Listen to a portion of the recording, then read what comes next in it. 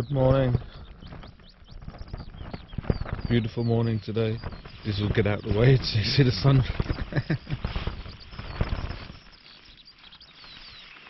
I'm sitting here having my breakfast.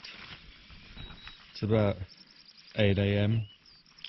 The perfect wake up time for me. Sitting here in my down suit, which I always carry. You know, if you've seen any of my kit videos. So it's my smock, down trousers and down booties. I mean, some might think this is a bit overkill for June, but take one of those booties off, you soon feel the harsh realities of nature up here. Even if the sun is shining, it's quite nippy out there. Packed and moving by 9 AM. Happy with that. The sun's gone away again. It's quite nippy up here, like I said before. Seems I was correct to camp up there. I'm passing loads of no camping signs here. I don't know what the reason is for this, but there's loads of them. I've passed today about a couple of miles now out of that Darley town or something.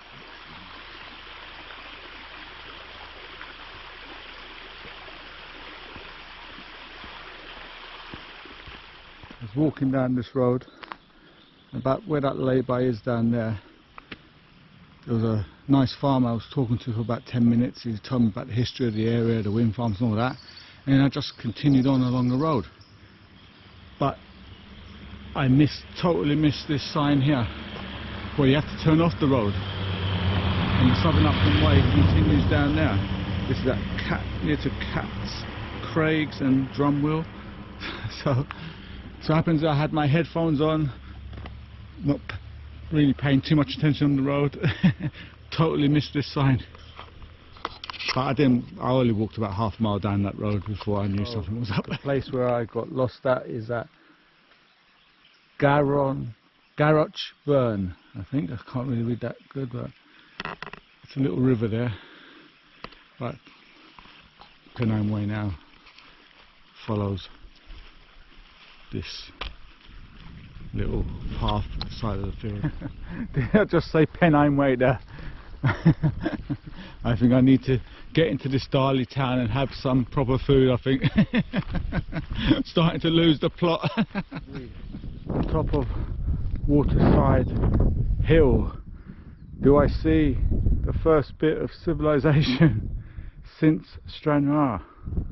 That is St John's town of Darley or something. I'm sorry, it's too much for me to remember. I've looked at it on the map, but I can't remember all that.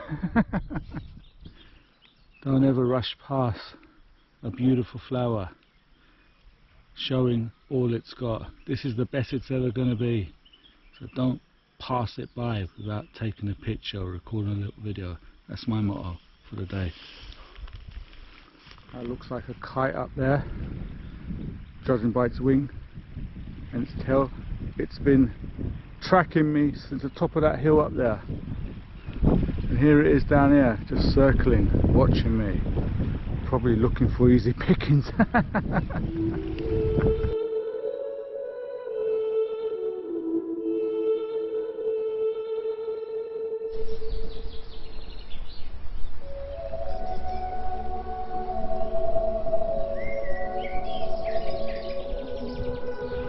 This is the converter stone, leaving St John's town of Dwelly. Had a lovely visit to a BP stroke Lundis station. I ain't going to tell you what I bought and what I consumed there, but a lot of stuff. First opportunity to get some real food, I wasn't passing it up. Had a great chat with a local couple that lived there, outside their house. They were telling me a lot of stuff about the place again. Got to say, the locals I'm meeting along the way are all really friendly, really want to tell me about the area, and I want to listen as well. That's important when you're passing through these places. Be friendly, talk to people, so you learn stuff. This is what I like to see. Look at that, all opening out in front of me. Nothing out there for the next 25 miles to the next town. Love it. The first real bog of the Southern Upland Way. My sallies are going to get dirty.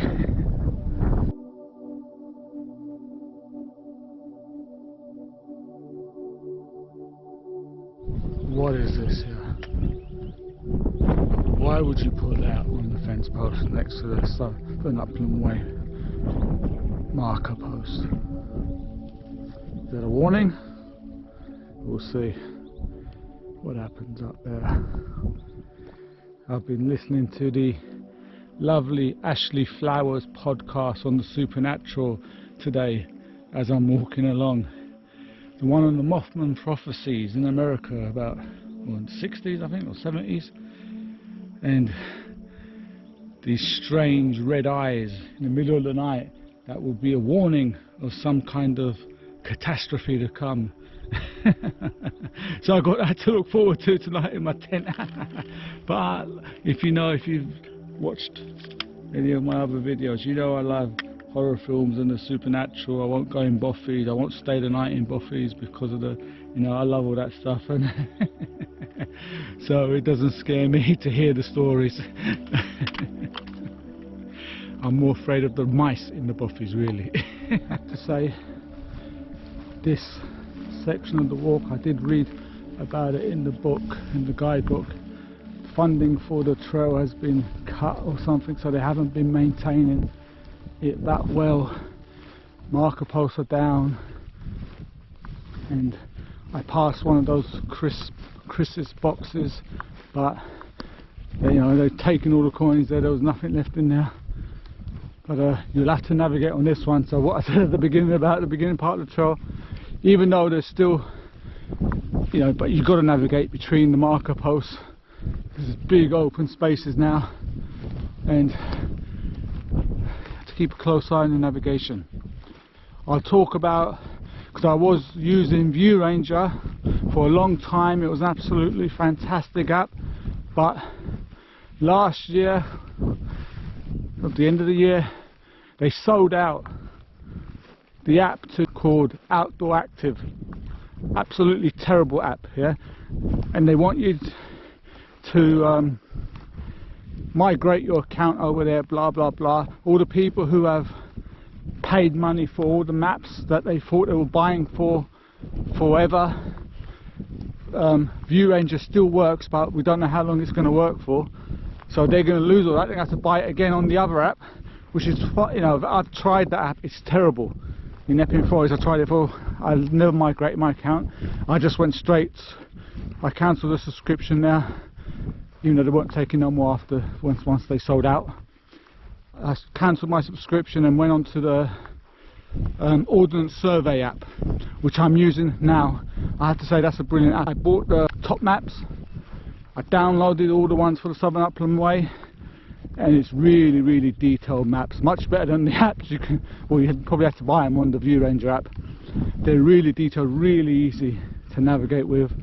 So I'm using both because I have the GPX tracks of the Southern Upland Way in the View Ranger app, but I also have the map, the OS map, which has the Southern Upland Way there on the map. It's like a proper map, so you can see the trail anyway, and it tells you where you are, so it's very easy to navigate with that as well.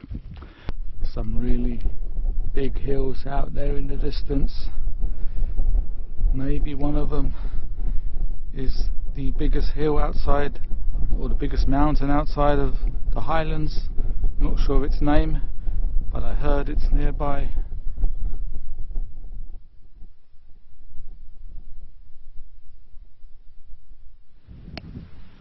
Is that an oak tree? Don't see many of these up here. Well, I haven't certainly seen them. It's all those pine Christmas trees. Just a lone oak standing proud across the road. It's coming up to 5:45. I've got open moorland ahead of me, so it's looking for a place to wild camp now. I'll have a look on the map, but all my eyes can see is my favourite moorland. I have to say, we are 90 or so, 95 miles inland from the west coast. The trail is firming up, I've noticed that. The land is changing as we're going towards the east coast. It's getting firmer. It's only going to get better further east I go. Is that a helicopter up there?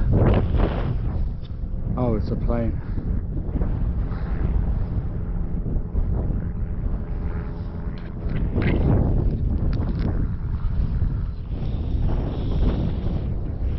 So it's about 6:30, a bit late. This is Waymarked Hill, and this will be my resting place for tonight.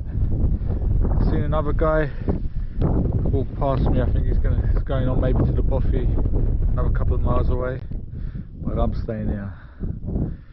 Leaves about 17 miles into that big town. Maybe I'll get there tomorrow, maybe I'll find a nice, because there's supposed to be some really nice hills on the route tomorrow before the town, so we'll see how it goes. But it looks like it's going to be a beautiful night.